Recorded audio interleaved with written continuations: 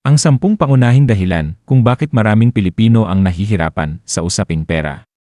Una, ang mababang sahod at kakulangan sa oportunidad sa trabaho. Marami ang hindi sapat ang kinikita para sa pang-araw-araw na gastusin.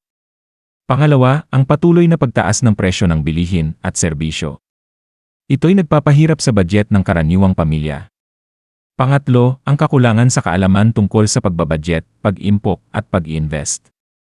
Marami ang hindi marunong humawak ng pera ng tama. Pang-apat, ang impulsive na pagbili at labis na konsumerismo.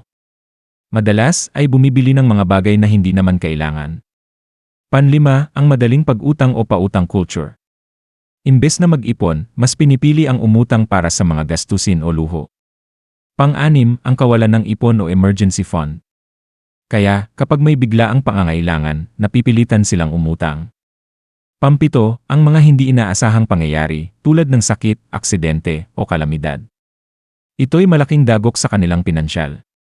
Pangwalo, ang utang na loob at ang mabigat na responsibilidad sa pagsuporta sa extended family. Madalas ay nauubos ang pera para sa ibang kamag-anak. Pangsyam, ang pagkagumon sa sugal at iba pang bisyo. Ito'y mabilis na nakakaubos ng pera at nagdudulot ng matinding problema. Pang-10, ang kawalan ng disiplina sa paghawak ng pera. Hindi marunong magplano at sundin ang budget na itinakda. Ang mga ito ay ilan lamang sa mga nagpapahirap sa pinansyal na kalagayan ng maraming Pilipino.